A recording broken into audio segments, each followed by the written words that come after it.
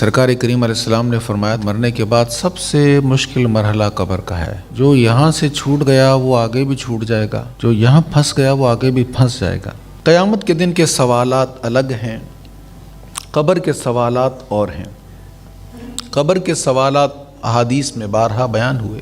اس کا خلاصہ یہ ہے کہ ایک تو سوال ہوگا تیرا رب کون ہے، تیرا دین کیا ہے۔ نبی رحمت جان دو عالم صلی اللہ تعالیٰ علیہ وآلہ وسلم کے بارے میں پوچھا جائے گا، ان کے بارے میں تو کیا کہا کرتا تھا؟ ما کنت تقول، کیا کہا کرتا تھا، یعنی تیرا ان کے بارے میں نظریہ کیا تھا، عقیدہ کیا تھا ان کے بارے میں۔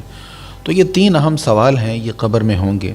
اب ان سوالوں کے جوابات کے بعد پھر اگلے مرحلے ہیں، یا تو قبر دوزخ کے گڑھوں میں سے گڑھا بن جاتی ہے یا جنت کے باغوں میں سے باغ بن جاتی ہے۔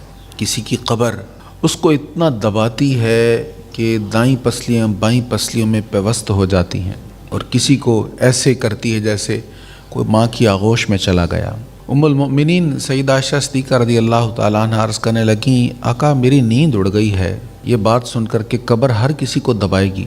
جب سے میں نے یہ سنا ہے میری نیندیں ختم ہو گئی، نیند نہیں آتی کہ قبر ہر کسی کو دبائے گی۔